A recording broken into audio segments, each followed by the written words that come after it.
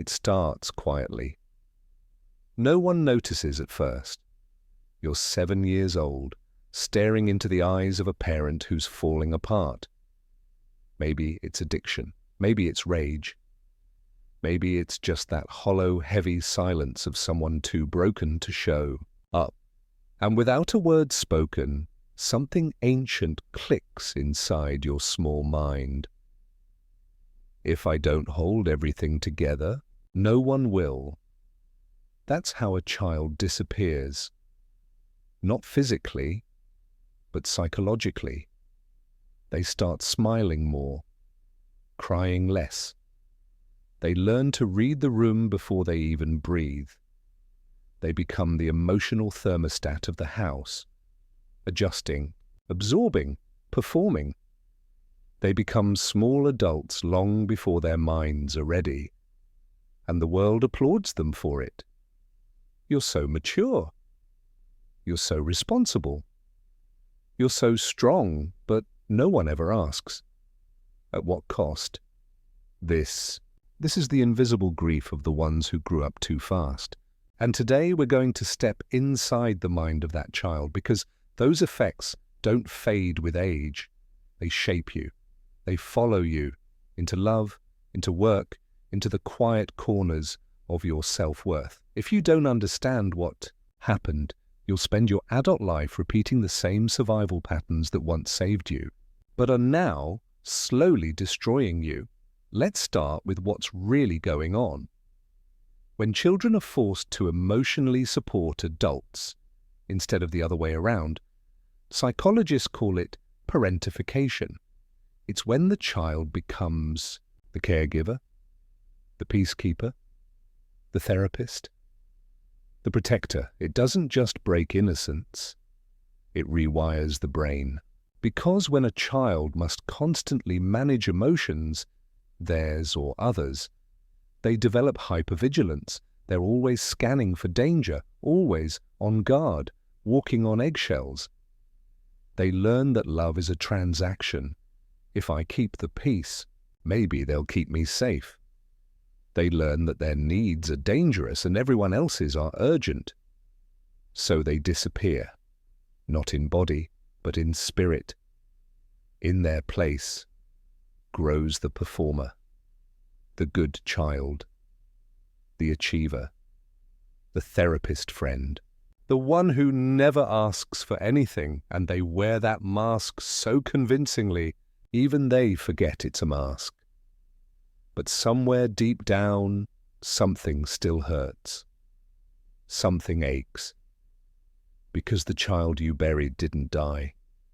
They're still inside, whispering, "Why didn't anyone protect me?" As that child grows older, the pain evolves. You might become hyper-independent, refusing help, pushing people away. You might never feel safe in love. You might feel numb when joy comes because it feels foreign, unearned, dangerous. You might work yourself to exhaustion because being productive is the only way you've ever felt worthy. And maybe you don't even realize you're still in survival mode. Because when chaos becomes normal early, your nervous system learns to mistake calm for danger. Stillness feels wrong. Peace feels suspicious. Love feels like a debt you'll have to repay. This isn't just sadness, it's complex trauma. It doesn't just change how you see the world, it changes how you see yourself. So why does any child take on that role? Because children will do anything for love, even abandon themselves. It's not weakness, it's instinct. In the absence of safety, the child sacrifices authenticity for belonging. What saved you then imprisons you now. So many of us are walking around as high-functioning adults, with deeply neglected inner children pulling the strings. We overachieve to earn love. We stay silent to avoid rejection. We take care of everyone, but secretly wish someone would just ask if we're okay.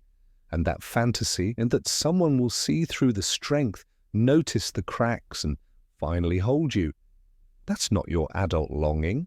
That's the voice of the child who never got to be a child. The first step to healing isn't fixing, it's witnessing.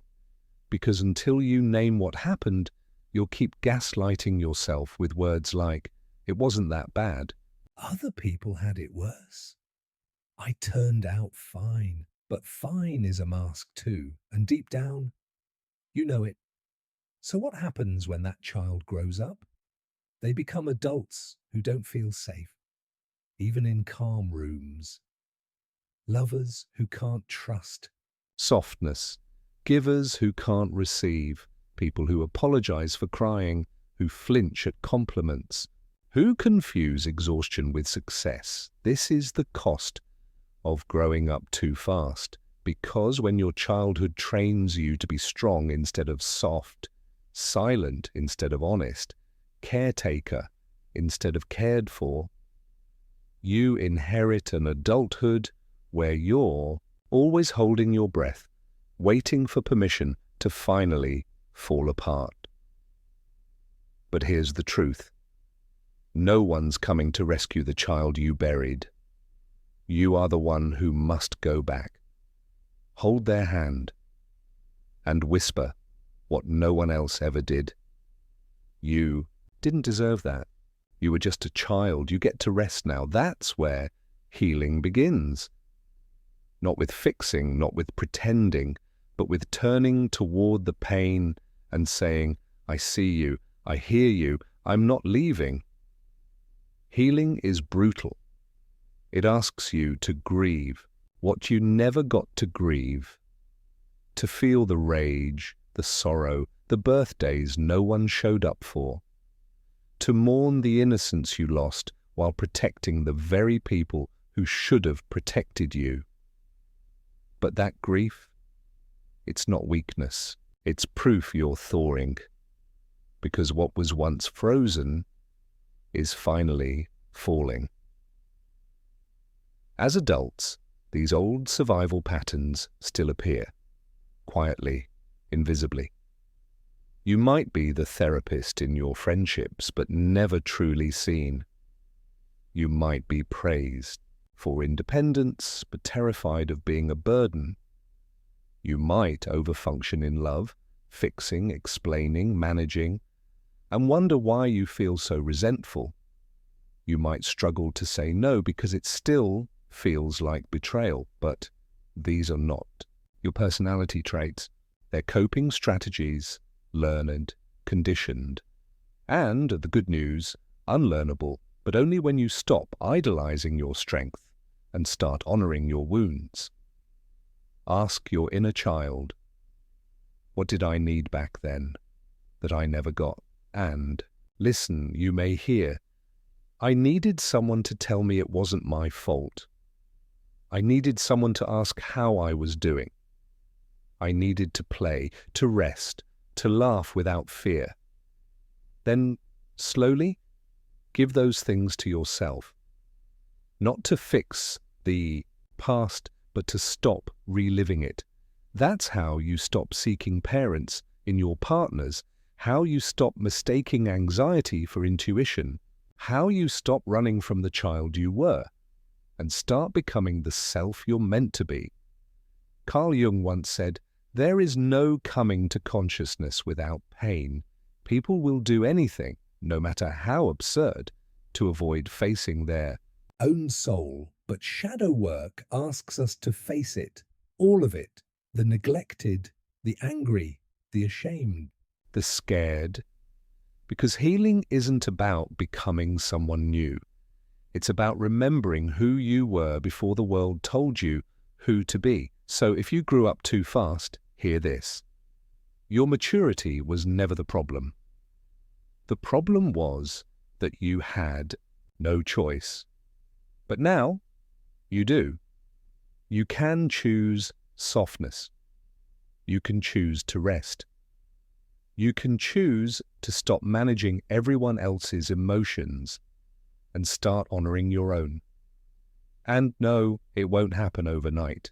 There will be days you feel like a child again. Good, that's the point. Let that child come home. Let them cry. Let them play. Let them finally be seen, because you're not broken.